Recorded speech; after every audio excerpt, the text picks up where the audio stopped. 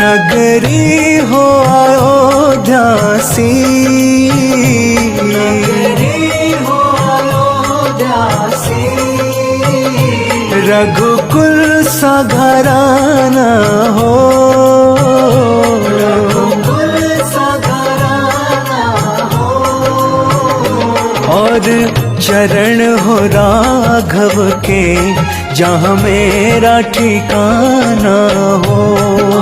चरण हो राघव के जहाँ मेरा ठिकाना हो, चरण हो राघव के जहाँ मेरा ठिकाना हो।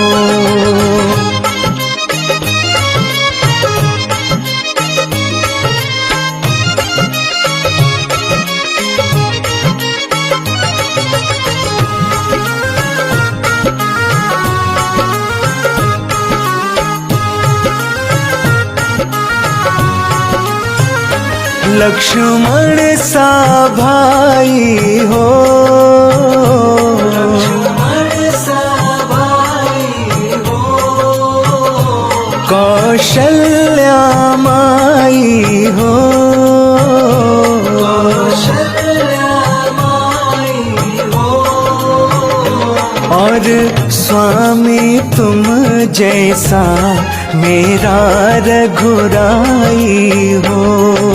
स्वामी तुम जैसा मेरा रघुराई हो, नगरी हो अयोध्या सी, नगरी हो अयोध्या सी, रघुकुल सा घराना हो, रघुकुल सा घराना हो, और चरण हो राघव के जहाँ मेरा ठिकाना हो।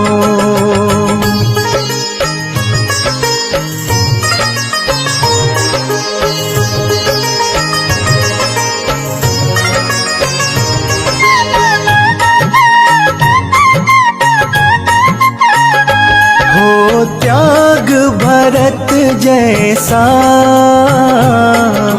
त्याग भरत जैसा, सीता सी नारी हो, सीता सी नारी हो, और लव कुश के जैसा संतान हमारी हो। लव कुश के जैसा संतान हमारी हो, नगरी हो अयोध्या सी, नगरी हो अयोध्या सी, रघुकुल सा घराना हो, रघुकुल सा घराना हो, और चरण हो राघव के जहाँ मेरा ठिकाना हो।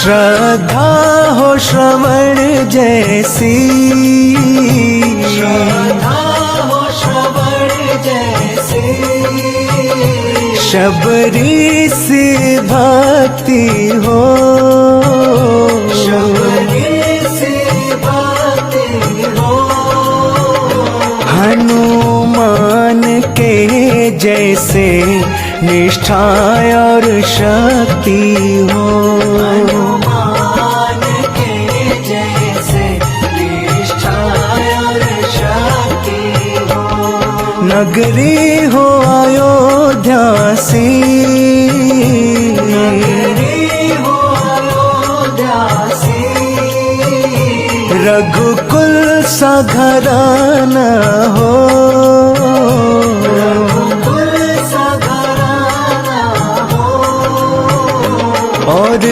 चरण हो राघव के जहाँ मेरा ठिकाना हो।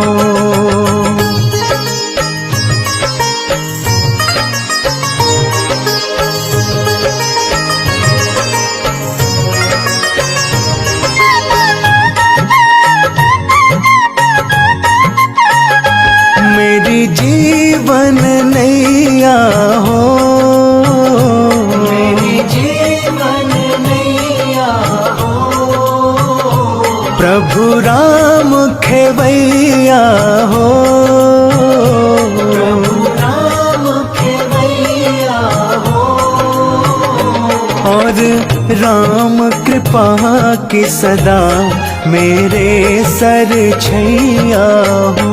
और राम कृपा की सदा मेरे सर छैया हो। नगरी हो अयोध्या सी, नगरी हो अयोध्या सी, रघुकुल सा घराना हो, रघुकुल सा घराना हो, और चरण हो राघव के जहाँ मेरा ठिकाना हो।